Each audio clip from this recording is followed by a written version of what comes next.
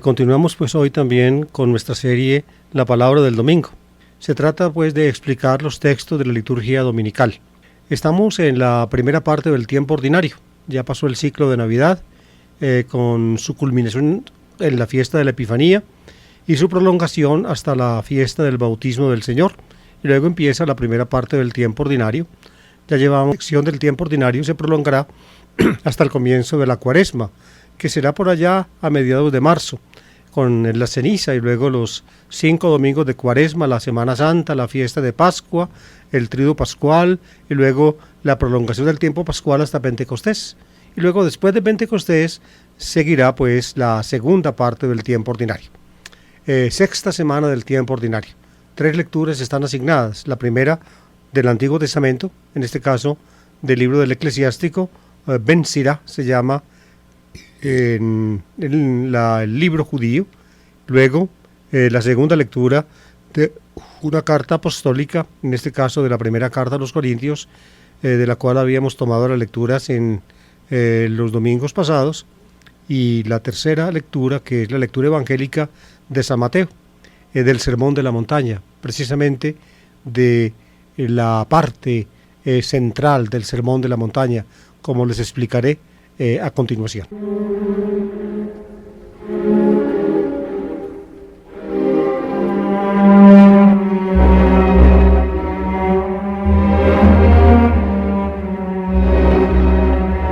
El tema de la lectura evangélica en el texto que debe ser leído este domingo es el tema de la Torá, es decir, de la ley, la voluntad de Dios. Hace ya varios años un rabino judío norteamericano, Jacob Neusner, yo no sé cómo se pronunciará el apellido en inglés. El apellido es de origen alemán, en alemán se dice Jacob Neusner, esa es la pronunciación original pues del nombre de este rabino, que debe ser de ascendencia judía alemana. Él publicó un libro impresionante, se llama A Rabbi Talks with Jesus, un rabino habla con Jesús. Este libro pues causó tan gran impacto en Ratzinger, el actual Papa Benedicto XVI, que lo cita al comienzo en la introducción de su libro Jesús, publicado hace algún tiempo. El rabino trata de mostrar desde el judaísmo, sin ninguna intención proselitista a favor del judaísmo, ni tampoco una intención, diría yo, anticristiana, como ha sido común entre judíos y cristianos, que durante la larga historia del tiempo después de Cristo, desde la época del Nuevo Testamento, pues se han comportado casi como perros y gatos. Pues bien, Neusner tiene la intención de que un judío pues llegue a ser mejor judío y que un cristiano pues llegue a ser mejor cristiano. Sin embargo, él es judío, y al encontrar en el Evangelio de Mateo, pues prácticamente se reduce a ese filón de la tradición cristiana primitiva, que remonta ciertamente a Jesús.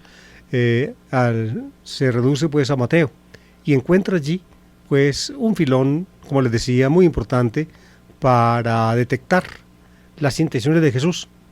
Él pues, como judío que es muy honrado, dice que si él hubiera estado pues en el tiempo de Jesús, pues le hubiera hecho muchas preguntas y finalmente no hubiera podido ser uno de sus seguidores, porque al fin y al cabo él es un judío convencido. Él, lo digo yo con mis palabras, inspirándome en el famoso capítulo 8 del Evangelio de San Juan, 9 del Evangelio de San Juan, la curación del ciego de nacimiento, cuando naturalmente los maestros judíos le decían a Jesús, o decían de Jesús, a nosotros tenemos como maestro a Moisés, sabemos que a Moisés le habló Dios, de ese no sabemos de dónde viene. Más o menos esa podría ser,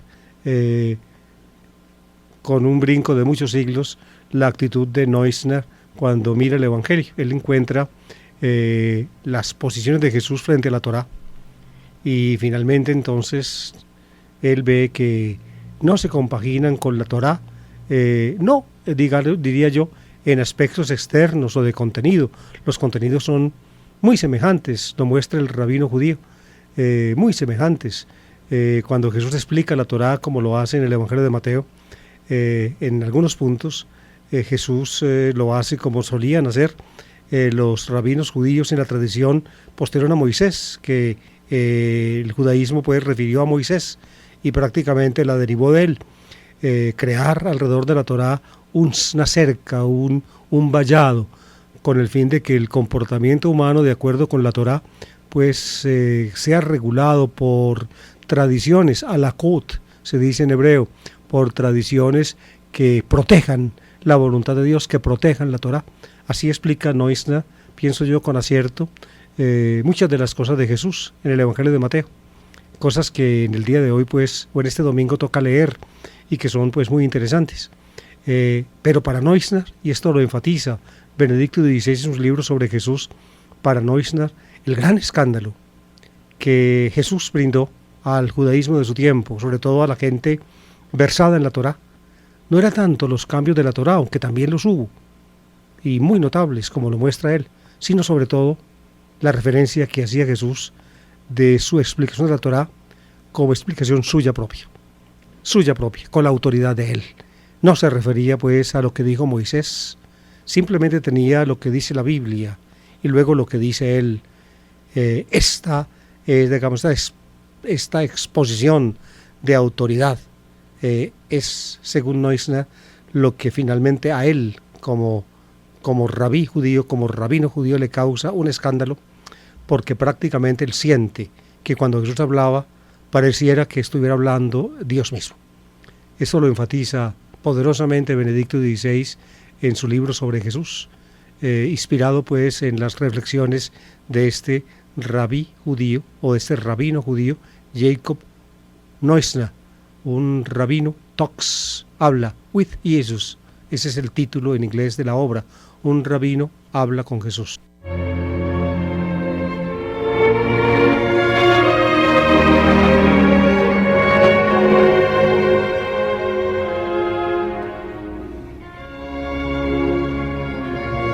El tema es la Torá.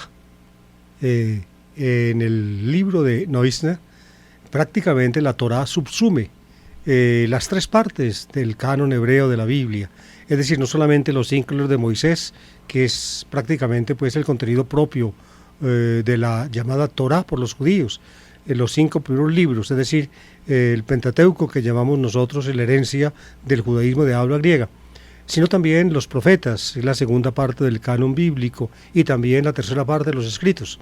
Para Neusner prácticamente la Torá subsume toda la escritura, no solamente pues los 5 libros de Moisés, sino también los profetas y los escritos. Yo ciertamente me sorprendí un poco al ver la consideración del rabino judío, porque habría pensado yo que el judaísmo actual tenía pues la sensibilidad para considerar los profetas y los escritos en su referencia básica a la Torá y destacar pues por encima de los profetas y los escritos la Torá misma, es decir, los 5 libros de Moisés. Para Neusner prácticamente la escritura entera tiene como el mismo valor. Esto ciertamente me sorprendió.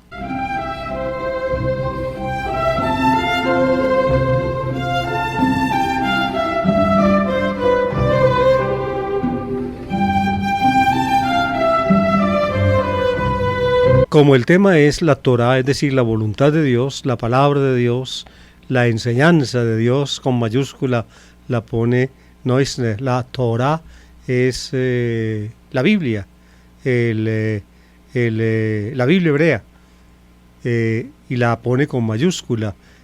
Los rabinos discutían o ampliaban la Torá o la explicaban, y esa Torá de los rabinos, es decir, esa instrucción de los rabinos, la pone con minúscula. Torá con mayúscula es la Biblia hebrea, y Torá con minúscula son las decisiones de los rabinos o explicaciones sobre la Biblia hebrea. Pues bien, Neusner, el tema es pues la Torá, la voluntad de Dios, la instrucción básica de Dios a su pueblo, al eterno Israel, como dice Neusner, con su profundo convencimiento admirable del valor íncito de su fe como judío. Precisamente como el tema es ese, los liturgistas cristianos o católicos escogieron como primera lectura de este domingo un pedacito del libro del Eclesiástico. Ben Sirá se llama en hebreo Ben Sirá, en el capítulo 15, versículos 16 a 21. Este libro de Ben Sirá, que llamamos nosotros en nuestra Biblia católica el Eclesiástico, es decir, el libro de la comunidad, el libro de la eclesía, de la asamblea. Este libro no pertenece al canon hebreo de la Biblia y durante muchos años pues solamente se conoció la traducción griega del libro, pero finalmente en hallazgos en la sinagoga del Cairo a principios del siglo pasado, si mal no recuerdo, fue encontrado el texto hebreo de Ben Sirá, del libro del Eclesiástico, y se comprobó pues que la traducción que habían hecho al griego pues era muy cercana pues o reproducción fiel del original hebreo. Luego en Qumran se encontraron pedacitos, fragmentos también del libro de Ben Sirá en hebreo. Los cristianos heredaron el libro del cristianismo naciente, que tomó la Biblia hebrea traducida al griego, es decir, la Septuaginta la tomó como Biblia propia. Y en la Septuaginta estaba pues el libro de Ben Sirá junto con otros libros que en el canon cristiano se llaman deuterocanónicos, así los llamamos los católicos. Nuestros amigos evangélicos, es decir, protestantes, llaman a estos libros apócrifos y no los consideran, siguiendo la posición de Luther, de Martin Luther, en el siglo XVI, no los consideran parte de la Biblia.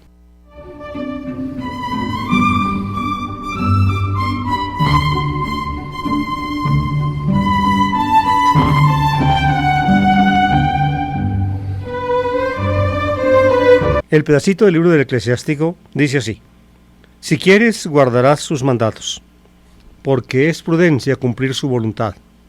Ante ti están puestos fuego y agua. Echa mano a lo que quieras. Delante del hombre están muerte y vida. Le darán lo que él escoja. Es inmensa la sabiduría del Señor. Es grande su poder y lo ve todo. Los ojos de Dios ven las acciones. Él conoce todas las obras del hombre. No mandó pecar al hombre, ni deja impunes a los mentirosos.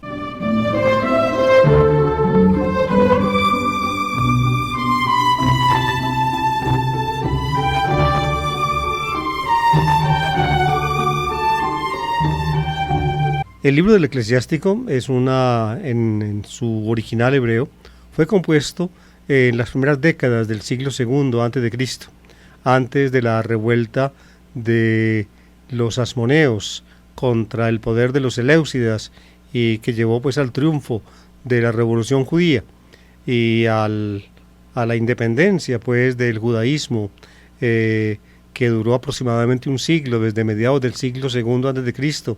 hasta mediados del siglo I. Fue la dinastía de los asmoneos o macabeos. Triunfaron pues ellos contra el poder del reino seleucida que tenía su capital en Antioquía. Es un compendio muy hermoso, el libro del Eclesiástico de la tradición judía. Ciertamente no alcanzo pues a comprender cómo el judaísmo que canonizó, es decir, introdujo en el canon de los escritos, es decir, de la tercera parte del canon de la Biblia hebrea, introdujo el libro de Daniel, que es posterior, no introdujo el libro del Eclesiástico, tal vez porque el libro de Daniel puede tener partes anteriores al libro del Eclesiástico o más antiguas. En todo caso, la redacción final del libro de Daniel es ciertamente posterior al libro del Eclesiástico. Sea lo que sea de ese tema, pues el libro del Eclesiástico, Ben Sirá, es una preciosa composición judía donde el espíritu del judaísmo tradicional, en medio de un mundo ya ampliamente helenizado, de un judaísmo que bebía raudales lo que le ofrecía la cultura helenística, primero desde el reino ptolomaico de Alejandría y luego desde el reino seleucida de Antioquía, el espíritu del mundo griego, el judaísmo bebía raudales esto, y la la tradición judía y la misma religión judía pues corrían peligro. El peligro se hizo agudo poco después de la composición del eclesiástico y produjo, como les expliqué ahora, la reacción violenta de los asmoneos, de los macabeos, y también el libro de Daniel. Pero ese es otro tema. Simplemente quería decirles ahora, con respecto al pedacito que leímos del eclesiástico, las consideraciones sobre la Torá, la ley, los mandatos de Dios. Si quieres, guardarás sus mandatos, porque es prudencia cumplir su voluntad. Se inspira esto en la última parte del Deuteronomio, donde Dios pues da a Israel su ley, su Torá, para que Israel la cumpla. Israel debe decidirse de la decisión que tome a favor de los mandatos de Dios o en contra de ellos. Depende su destino, su futuro. Hay maldición para los que rechazan la voluntad de Dios y hay bendición para los que la cumplan. Aquí se dice esto mismo en el eclesiástico con dos imágenes. Antes están puestos fuego y agua. Echa mano lo que quieras. Delante del hombre están muerte y vida. Le darán lo que él escoja. Es decir, de la devoción o el rechazo de la voluntad de Dios depende la posición de Dios ante el hombre y del hombre.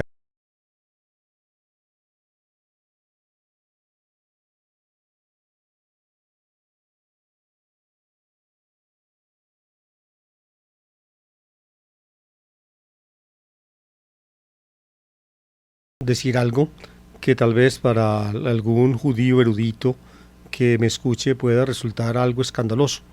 Fíjense, ya en Ben Sirá, en alguna forma hay una cierta inclinación del judaísmo por endiosar la Torá, es decir, vincular la Torá en tal forma al Señor, al Dios de Israel, que prácticamente la Torá, digamos, hunde sus raíces en el ser de Dios mismo.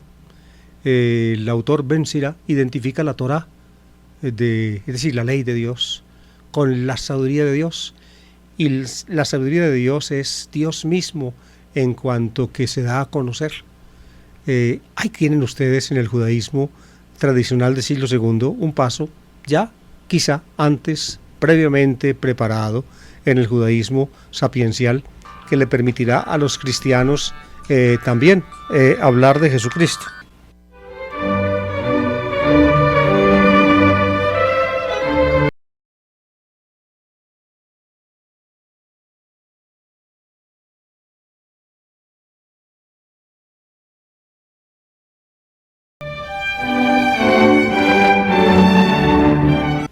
Precisamente, amables oyentes, esto que les estoy diciendo, como intuición básica que uno tiene cuando lee la forma como Ben Sirá endiosa la ley, la apoteosis de la Torá, esto mismo en alguna forma se basa, o en eso mismo se basa, o eso mismo lo expresa la conciencia de Jesús.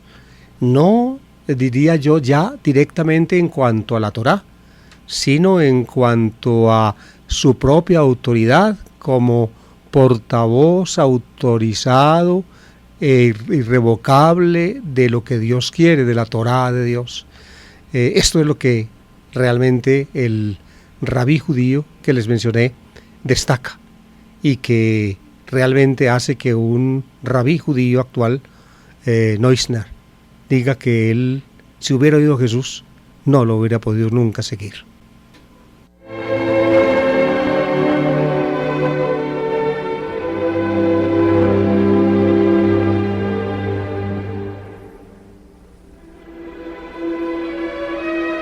La segunda lectura está tomada de la primera carta a los Corintios. Estos domingos anteriores hemos leído textos de la primera Corintios. El que vamos a escuchar este domingo es 1 Corintios 2, 6 a 10, donde Pablo continúa su reflexión sobre la sabiduría de Dios, que según Pablo, en la primera parte de la carta a los Corintios es Jesucristo. Jesucristo es Dios, lo hizo para nosotros sabiduría y justicia y santificación y redención, como lo dice él. Ahí está diría yo, la intuición básica cristiana que Pablo trae en una de sus primeras cartas, que es esta, 1 Corintios, y que finalmente tiene su raíz en Jesús. El mismo rabí judío al cual me he referido en este programa tantas veces, lo dice claramente en contra de las intuiciones con las cuales nos han llenado la cabeza los críticos radicales del Evangelio. Cuando los críticos radicales del Evangelio, diría yo, separan a Jesús de Cristo y dicen: Jesús, quién sabe si logramos llevar algún día qué fue lo que dijo y qué fue lo que quiso. En todo caso, lo que dijo y lo que quiso Pablo se sabe perfectamente bien, y luego lo que hicieron los evangelistas con la tradición de Jesús también se sabe bien. Y lo de Jesús, entonces, propio de Jesús, sus intuiciones quedan en la penumbra. Este rabí judío, pienso yo, con una manifestación, diría yo, impresionante de honradez, dice que para él no se da esa diferencia tan socorrida en la crítica actual, o actual no, de la crítica del Evangelio desde el siglo XIX y XX hasta los albores del siglo XXI, que distinguen al Jesús, al terreno Jesús de Cristo, y dicen prácticamente que Cristo es una mitologización arbitraria de los cristianos, empezando por Pablo. Y yo diría, Pablo no fue el primero que mitologizó. Y para emplear palabras que yo me atreví a escribir hace muchos años en mi comentario de Marcos, la mitologización de Cristo la empezó el propio Jesús.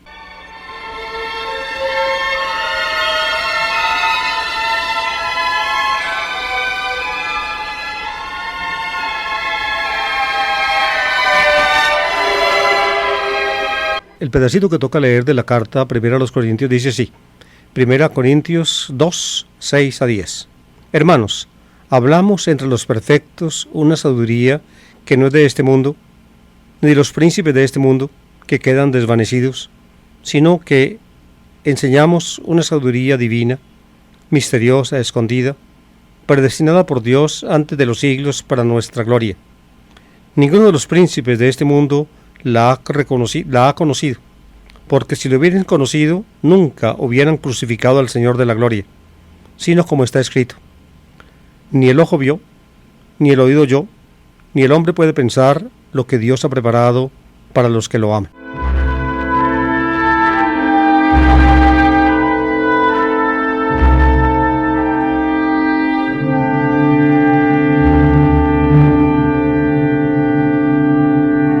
Los cristianos, en este caso escribe Pablo, desde su conocimiento de Jesucristo, que es la sabiduría de Dios y la justicia y la santificación y la redención, desde el conocimiento pues de Cristo por la fe, los cristianos elaboran entonces una profundización y una aplicación de esa intuición básica profunda de la fe, y tratan de expresarla en lenguaje misterioso, en sabiduría. La sabiduría, por tanto, en este contexto es ya, diría yo, la expresión cristiana que explica la intuición profunda de la fe, que tiene como contenido o como punto de referencia básica a Jesucristo, en el cual está presente la revelación de Dios. Ahí tienen ustedes la base pues de estas consideraciones de Pablo en el capítulo 2 de la carta a los Corintios. Los cristianos la han comprendido porque creen en Cristo. Cuando uno cree en Cristo, uno asume pues en Cristo la sabiduría de Dios y profundiza en el significado, las aplicaciones, la envergadura de ese maravilloso regalo, y lo expresa. Esta sabiduría que hablan los cristianos solamente es comprensible, como es un lenguaje en el Espíritu, es comprensible a los que tienen el Espíritu. Solamente desde el Espíritu se puede hablar esta sabiduría, y solamente en el Espíritu se pueden comprender esta sabiduría. A Jesús no lo entendieron. No, los que tuvieron que ver con Jesús, sobre todo los que lo crucificaron, tuvieron el horizonte de la sabiduría cerrado ante sí. Si lo hubieran tenido abierto, ese horizonte, no habrían crucificado jamás al Señor de la gloria, porque en Jesús estaba la gloria de Dios. Si lo hubieran entendido como sabiduría de Dios, nunca jamás lo habrían crucificado. Por eso nosotros, empezando por Pablo, que es el que escribe esto, que conocemos por la fe a Jesús y sabemos que en Él están las fuentes arcanas de la sabiduría, nosotros entonces, conociendo a Jesús y profundizando en Jesús, tenemos un gusto ya anticipado de la gloria eterna de Dios. Y podemos conocer entonces aquello que finalmente se nos da a nosotros precisamente como conocedores del don de Dios. Conocemos cuál es aquello que por gracia Dios nos ha prometido y en alguna forma ya lo pregustamos, lo podemos saborear de antemano y podemos entonces hacer válida para nosotros una frase misteriosa que cita Pablo acá de una obra judía de su tiempo. Probablemente se trata del libro de Enoc, donde está esta frase: ni el ojo vio, ni el oído oyó, ni el hombre puede pensar lo que Dios ha preparado para los que lo aman. Aquí cita Pablo, pues, una obra judía que tampoco entró al canon bíblico, pero él la conoció. Y ustedes ven, pues, cómo los cristianos, empezando por Pablo, citaban no solamente la Torá, los libros de Moisés, o los profetas, o los escritos que habían canonizado los judíos, sino que también citaban obras judías que no entraron en el canon. Esto es como un anticipo que nos da Pablo de la, diría yo, de la ampliación del canon hebreo con libros que no quedaron contenidos en el canon hebreo de la Biblia.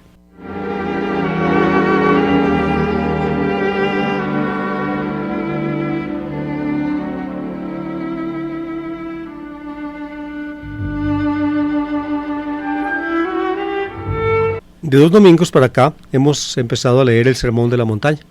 El domingo cuarto del tiempo ordinario leímos el texto de las bienaventuranzas, que es la apertura del Sermón de la Montaña. Luego el domingo pasado, el domingo quinto, leímos el texto siguiente a las bienaventuranzas, que son las comparaciones con la sal y con la luz. Los discípulos de Jesús, llamados pues al comienzo del sermón, los dichosos, los felices, los bienaventurados, son sal de la tierra y luz del mundo. Ahí termina la introducción del Sermón de la Montaña, la versión de Mateo. Y luego se abre la parte central del sermón. El tema es la Torá, la ley, la voluntad de Dios. La voluntad de Dios. Es Mateo, a juicio mío, y de muchos autores que explican el Sermón de la Montaña, el que le pone pues a la parte central del sermón una introducción donde, utilizando dichos de Jesús, que precisamente el rabino Neusner valora inmensamente como judío que es, el respeto profundo de Jesús por la Torá, por la voluntad de Dios, por la ley de Dios, aún de los preceptos más pequeños, como lo vamos a leer. Mateo es el que redacta esa introducción, y luego Mateo sigue con unos apuntes de Jesús maravillosos acerca de los preceptos de la Torá, del quinto mandamiento, luego del sexto mandamiento, luego del mandamiento del divorcio en Deuteronomio capítulo 24, y luego del segundo mandamiento acerca de los juramentos. Jesús pues toma posición frente a 4 puntos especiales de la Torá, sobre todo 3. El quinto mandamiento, no matarás; el sexto mandamiento, no cometerás adulterio; y el segundo mandamiento, no jurarás en vano en el nombre del Señor tu Dios.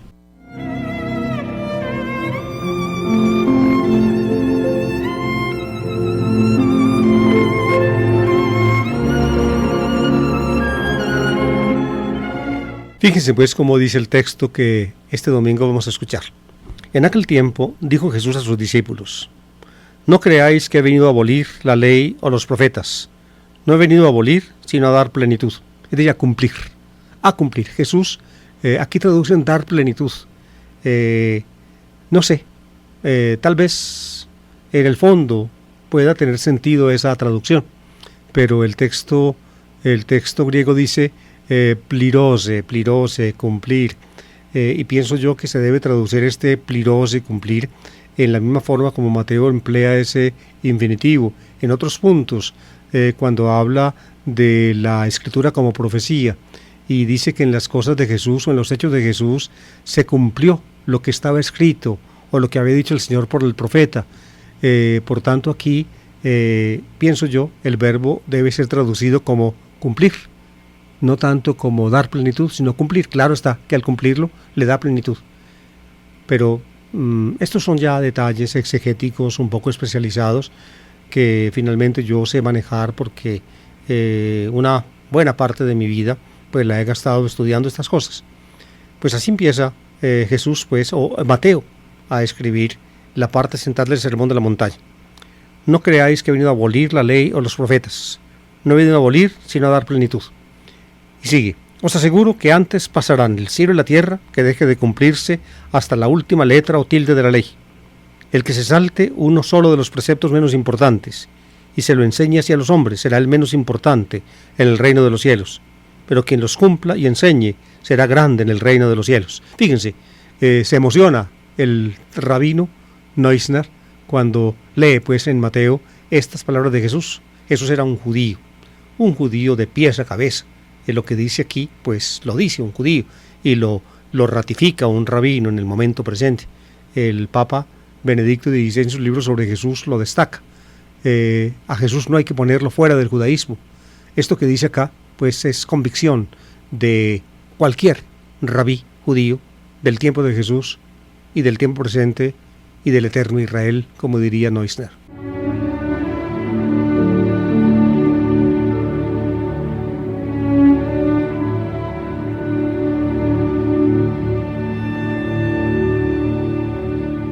Hasta aquí habla Jesús pues como un judío, como un rabino judío, como un expositor de la ley, fiel a ella radicalmente. La ley es la voluntad de Dios.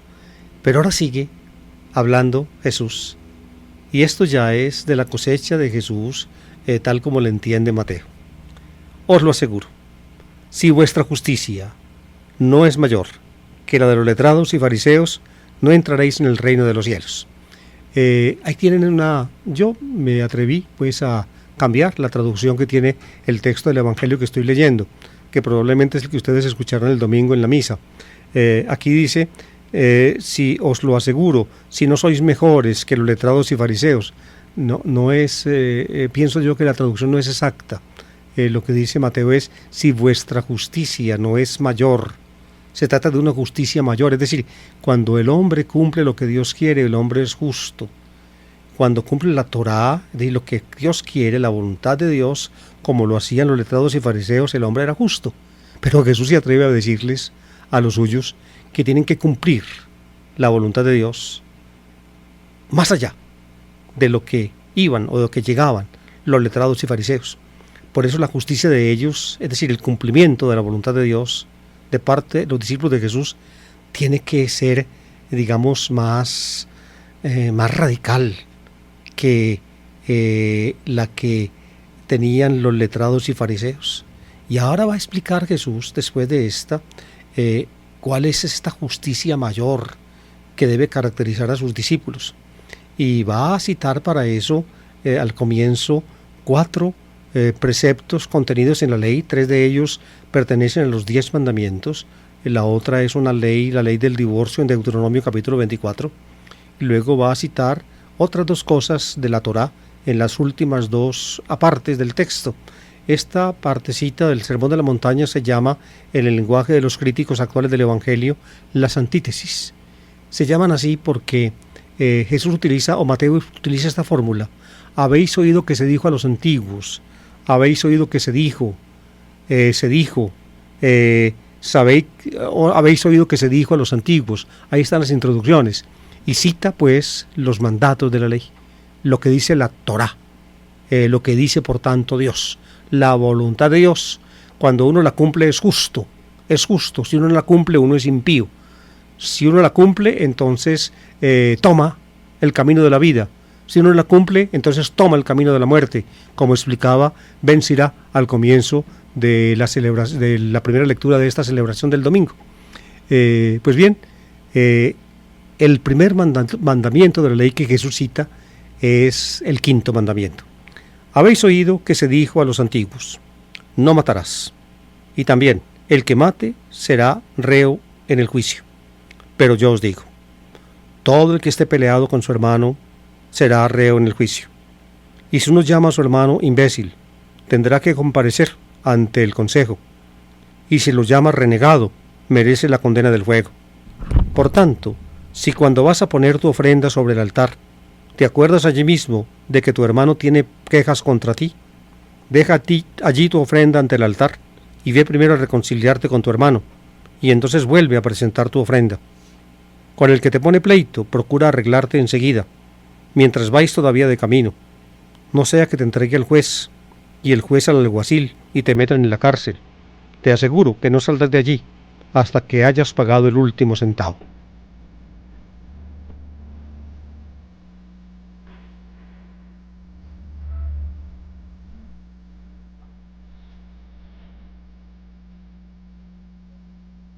Lo que se dijo a los antiguos, lo que se dijo al eterno Israel desde la cima del monte Sinaí, por palabras de Dios escritas con el dedo de Dios en las tablas de piedra que Moisés bajó del Sinaí y que transmitió a Israel. Lo que se dijo al eterno Israel en el quinto mandamiento es esto: no matarás. Ese es el Deuteronomio capítulo quinto, Éxodo capítulo 20, no matarás. Y luego, también en la Torá, en otro punto, se dice cuál es el castigo del asesino: ser procesado. Y el castigo condigno a matar es también ser matado. Es decir, paga con su vida el asesino. Ahí está la Torá de Moisés. Pero Jesús, fíjense, amables oyentes, en la interpretación, pienso yo, justa de Neusner, como hacían los rabinos, quiere ponerle a este precepto de la Torá un cerco para protegerlo. Y muestra entonces que no solamente matar está prohibido por la ley. Uno no es justo simplemente cuando no mate, sino que para uno, digamos, proteger el mandato de la ley, uno debe evitar todo aquello que finalmente pueda redundar en que uno ataque y mate a otro. Y por tanto entonces se prohíbe aquí la pelea, la ira contra el otro, los insultos, ya la ira, la reacción airada contra otro, los insultos, los ultrajes, aquí los prohíbe Jesús y en su lectura de la ley, y son como el vallado que él le pone al quinto mandamiento con el fin pues de proteger eso de no matarás. Cuando uno tiene rabia, cuando uno tiene ira, cuando uno empieza a insultar y ofender, pues uno se pone en el camino del crimen, en el camino de matar a otro. Luego, después de eso, Mateo añade, como lo muestra el examen crítico y riguroso de estos textos, añade otros elementos precisamente para explicar mejor esto. Pero finalmente la parte, digamos, sustantiva de la antítesis es esta que les hemos leído. Lo que finalmente impresiona a Neusner no es por tanto que Jesús diga que para cumplir, para uno ser justo delante de Dios, no basta con no matar, sino que hay que respetar profundamente a los demás en las actitudes de uno, sobre todo en las agresiones, evitar los insultos y los malos tratos. Eso no es lo sustantivo.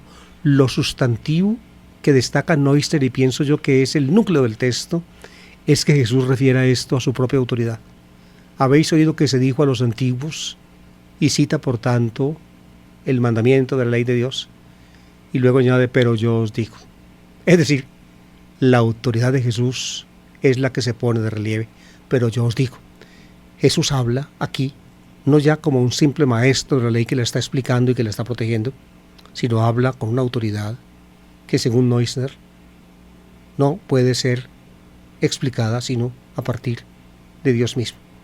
Jesús es la boca de Dios, no solamente como un profeta, como Moisés, que finalmente citaba lo que Dios dice. No, aquí habla Jesús, yo os digo. Es una autoridad que finalmente equivale a poner en boca de Jesús lo que luego es la cristología en su forma más elaborada del Nuevo Testamento.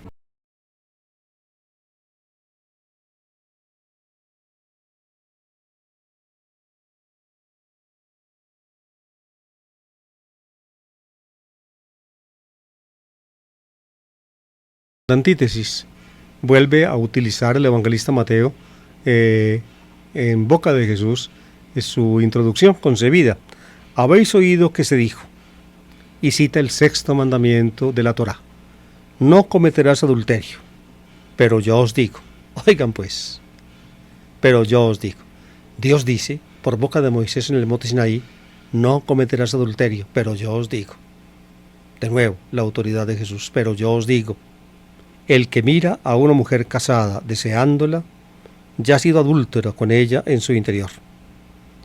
Y explica Mateo, añadiendo otros dichos de Jesús, si tu ojo derecho te hace caer, es decir, te escandaliza, sácatelo y bótalo. Más te vale perder un miembro que ser echado entero en el abismo. Y si tu mano derecha te hace caer, córtatela y tírala, porque más te vale perder un miembro que ir a parar entero al abismo.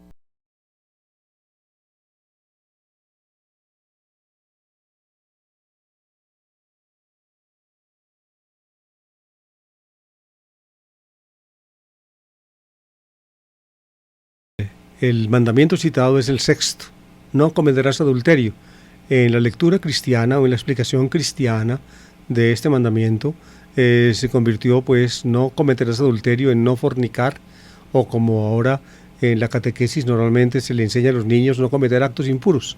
Y entonces prácticamente el adulterio, que es un caso digamos extremo, muy grave, de los pecados de carácter sexual, pues cobija en alguna forma también la fornicación y cobija las acciones impuras, cualesquiera que ellas sean. Pero en la Biblia está no cometerás adulterio.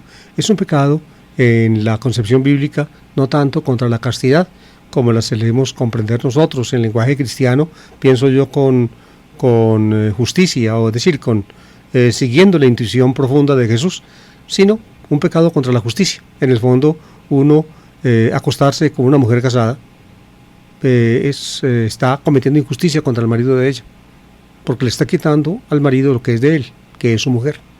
Por tanto, es un delito contra la justicia, el adulterio, básicamente, no tanto en el Antiguo Testamento contra la castidad, sino contra la justicia. Pero Jesús empieza a acercarse, amables oyentes, en su explicación a lo que finalmente en el lenguaje cristiano es la castidad. ¿Por qué? Porque interioriza el mandato. La intuición de Jesús es, como hacían los rabinos explicando la Torá, ponerle a la Torá un cerco con el fin de proteger el mandato.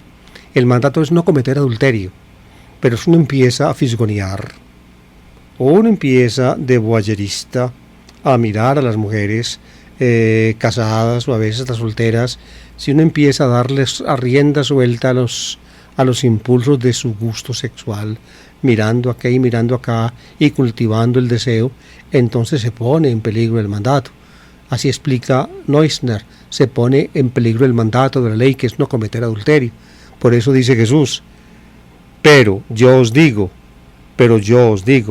el que mira a una mujer deseándola, ya ha sido adúltero con ella en su corazón. Es decir, el adulterio comienza con la mirada deseosa, con la mirada lasciva. Ahí comienza el adulterio. No se necesita caer en la cama con la mujer de otro para ser adúltero. Ya empieza uno a ser adúltero cuando mira y desea. Por tanto, empieza a acercarse, a pasar Jesús más allá de el panorama propio de la justicia al panorama interno de la castidad. Ser puro, no solamente en lo que uno hace, sino también en lo que uno piensa, en lo que uno anhela, en lo que uno desea. Y aquí quedamos pues nosotros los cristianos, los seguidores de Jesús, ante un parangón tan difícil tanto, que pienso yo, todos ustedes y también yo, lo hemos experimentado.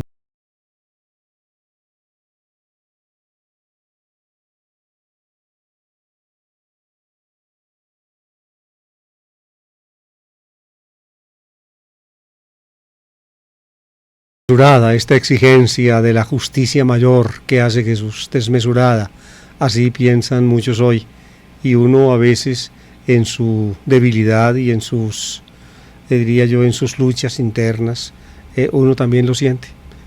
Muchas veces uno no alcanza, por más que desee hacerle justicia a esta exigencia de la justicia más grande, que nos debe distinguir como discípulos de Jesús de los letrados y los fariseos. No tenemos nosotros los cristianos, discípulos de Jesús, otra alternativa. que recurrir a Él, al poder de su Espíritu, a la misericordia y al perdón de Dios.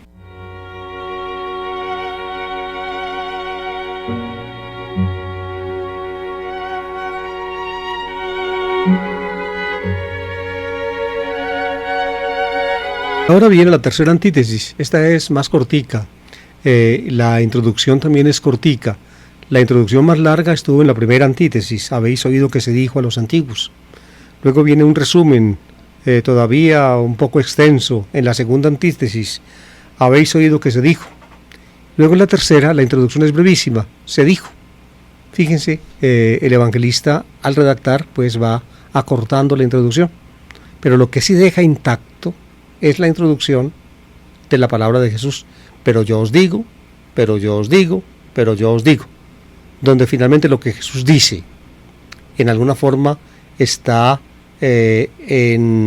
ciertamente en continuidad con lo que Dios, lo que está mandado, pero también en cierta tensión y aún oposición a lo que está mandado.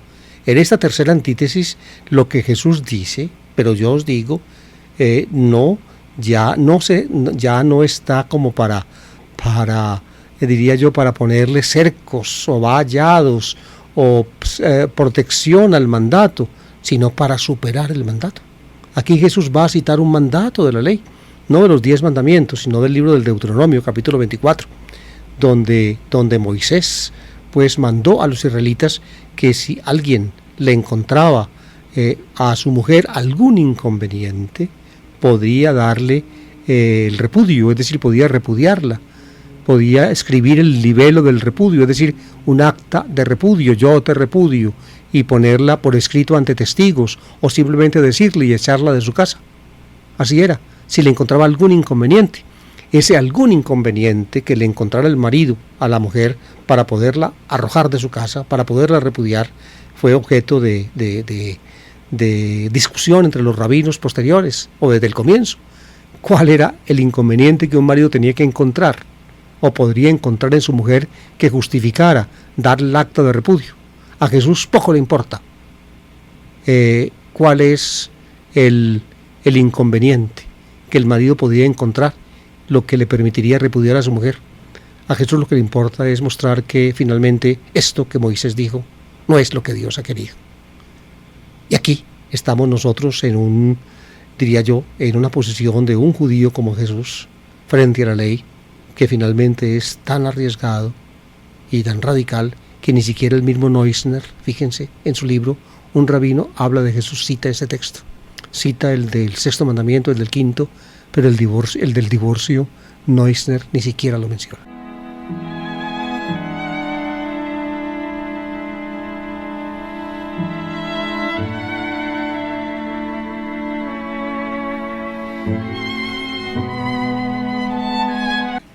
Pero les voy a leer el texto. Fue dicho: el que se divorcie de su mujer, que le dé acta de repudio. Este texto, esta formulación es un resumen de Deuteronomio capítulo 24.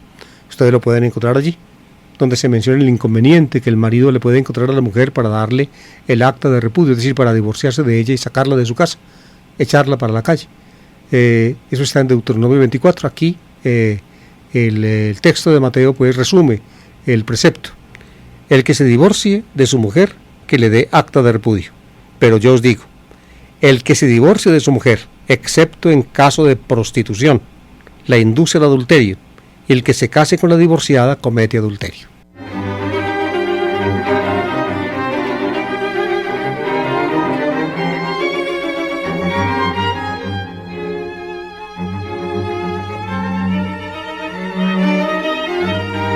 Aquí, amables oyentes, una explicación pormenorizada se volvería muy larga, porque este texto críticamente es sumamente complicado. Uno ve aquí la mano de Mateo, claramente. Mateo pertenece a un grupo cristiano de raigambre judía que conservó palabras de Jesús y que ya sintió dentro de sí, como grupo judío de raigambre que era, sintió, diría yo, la inmensa dificultad que era, digámoslo así, prácticamente pasar por encima de la palabra de Moisés, que le permitía el divorcio a los judíos, a los israelitas. y las razones por las cuales entonces no solamente pues estaba permitido el divorcio a los israelitas, sino que estaba mandado por razones de la pureza, de la pureza. Cuando una mujer de un israelita se volvía adúltera, entonces quedaba impura, y si el marido seguía con ello y la tocaba, el marido se volvía impuro. Por tanto, ante la ley, tal como la entendían los israelitas, no solamente era permitido echar a la mujer, sino que era obligatorio echarla. Había que echarla, porque era impura, y si el marido ponía sus manos sobre una mujer adúltera, el marido quedaba tan impuro como ella. De modo que para los cristianos de raíz judía, que estaban acostumbrados a estas leyes estrictas de la pureza ritual, esta palabra de Jesús era casi un imposible, pero consta, no tanto en este texto de Mateo, sino en otras versiones de este dicho de Jesús que están en Marcos capítulo 10, ustedes la pueden encontrar allí, o también Lucas capítulo 16, o también Mateo capítulo 19, de modo que sobre este texto, la divagación cristiana, precisamente por la raíz judía del cristianismo naciente, la divagación cristiana fue sumamente extensa y complicada.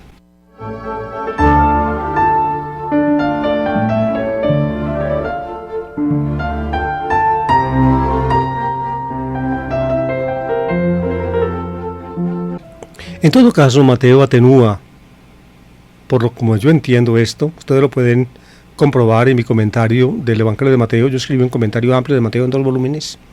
En el primer volumen, el Sermón de la Montaña, Mateo capítulo 5, está una explicación larga de este texto de Mateo. Y también Mateo capítulo 19 en el segundo volumen. Y también el capítulo 10 en mi comentario de Marcos. Y también el capítulo 16 de mi comentario sobre Lucas. Ahí está un estudio pues ya amplio y no diría exhaustivo, pero sí amplio de este problema. En todo caso, ya Mateo atenúa diría yo, la forma como Jesús no solamente pues le pone, como dice Neusner, pone vallados para proteger la ley, sino que va más allá de lo que la ley manda. La ley manda, o la ley permite o manda que un judío, cuando tiene una mujer adúltera, la eche, manda, no solamente le permite que la manda, que la eche. Jesús dice que no debe ser así, y le pone la excepción, pero yo os digo, el que se divorcie de su mujer, excepto en caso de prostitución pornía es cuando la señora, la esposa, se hacía como una prostituta, es decir, se iba con otro. Pornía, en ese caso, esa es la excepción. Ustedes ven, aquí está, pues Mateo, un autor cristiano del siglo I, está en alguna forma rejudaizando a Jesús.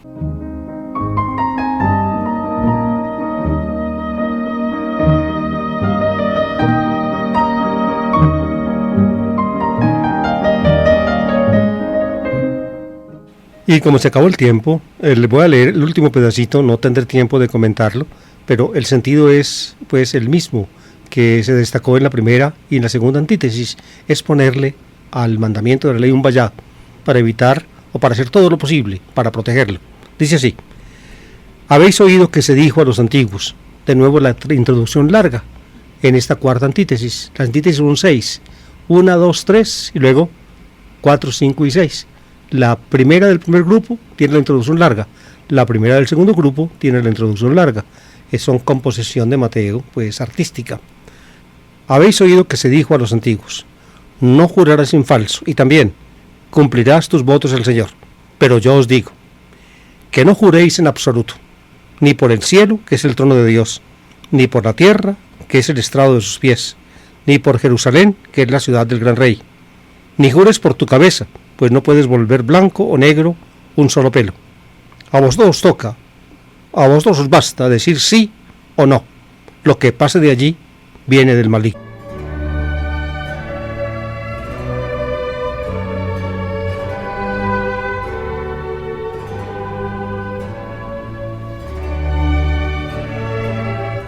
La ley dice, pues, el segundo mandamiento dice, no jurarás en vano el nombre del Señor tu Dios. Pero Jesús dice, con autoridad de él, pero yo os digo, dice que para proteger la ley, lo mejor es no jurar en absoluto. Nunca jurar, no solamente nunca jurar en vano en nombre del Señor, o nunca jurar por Dios, sino no jurar por nada. Oigan, el cristianismo jamás ha cumplido este precepto. Hoy en día lo hacen a uno jurar, aun cuando va a iniciarse un expediente matrimonial. Por ahí dicen que uno, como párroco, por ejemplo, debe tener la Biblia a mano y poner a jurar a los contrayentes que van a decir la verdad. Pues eso lo prohibió Jesús. Nosotros lo hacemos y cada rato, cuando uno llega, lo ponen a jurar a uno. Pues Jesús dice no jurar en absoluto. ¿Por qué? Porque no jurar en absoluto, como explica Neuster, pienso yo con toda razón, es la mejor manera de proteger. No jurar el nombre del Señor tu Dios en vano. Si uno no jura en absoluto, si uno no jura nunca, sino que uno, como manda Jesús, dice la verdad, dice sí cuando es sí y no cuando es no. Si uno simplemente dice la verdad, no necesita jurar. Y así, entonces, lo que Dios quiere queda protegido. Esa es la justicia más grande que debe caracterizar a los discípulos de Jesús. No solamente no jurar en vano, sino simplemente no jurar jamás. Decir siempre la verdad.